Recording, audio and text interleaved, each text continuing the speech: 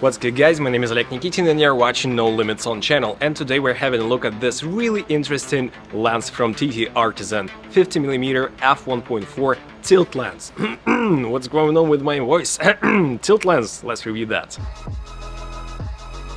So guys, this lens is a tilt lens, so it can do this tilt motion, and you can also have this knob loosened, and also you can rotate this lens. You can hear this pretty clicky nice sound, as you might have noticed. So here's the lens itself.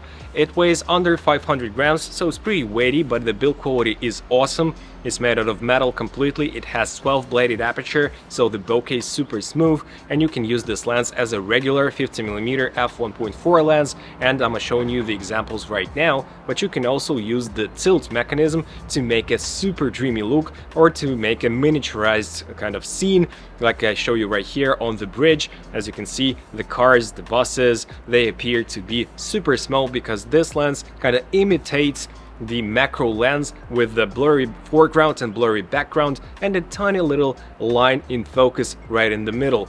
And you can basically adjust this line of focus, the depth of field, if you will, and you can make it like an angle. You can also make it vertical, so it's a very versatile lens, and it costs not a lot. I'm showing you the price right here, and for this money it's a super fun lens to have in your kit, and I did enjoy using this lens. It also has a pretty straightforward and interesting flare, as you can see in this example, so those flares add a little bit of character to your dreamy look when you use it in the tilt mode.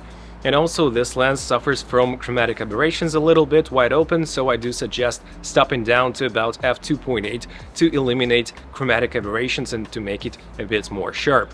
Also, when you use it in the tilt mode, it has super shallow depth of field, so I also do recommend to stop down to about f2, f2.8, maybe even f4 to get at least something into focus.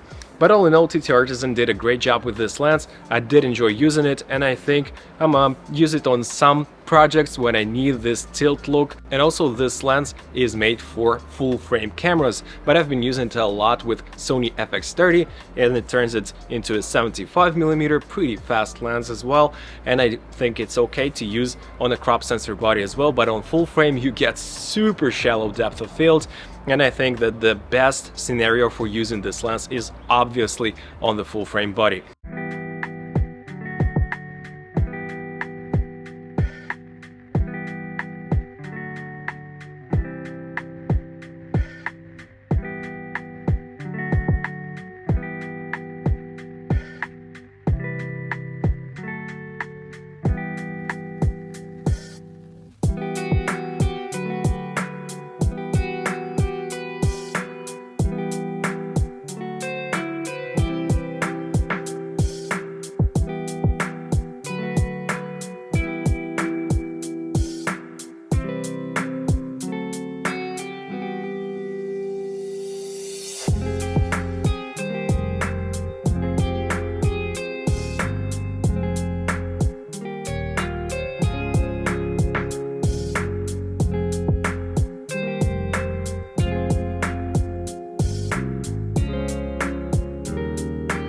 So if you have any questions about this lens and how it works, please let me know down in the comment section below. I know it's a pretty fast review from me for this lens, but we did an extensive review in Russian with my friend Dan, but I'm not able to translate it to a different language. It would be super hard to do because we did a lot of jokes, which is hard to actually translate to English, but I think that you have enough knowledge about this lens and enough footage with this lens to understand that this lens is very interesting, and I think that it's a cool piece of kit for every videographer who needs a little bit of more creative freedom.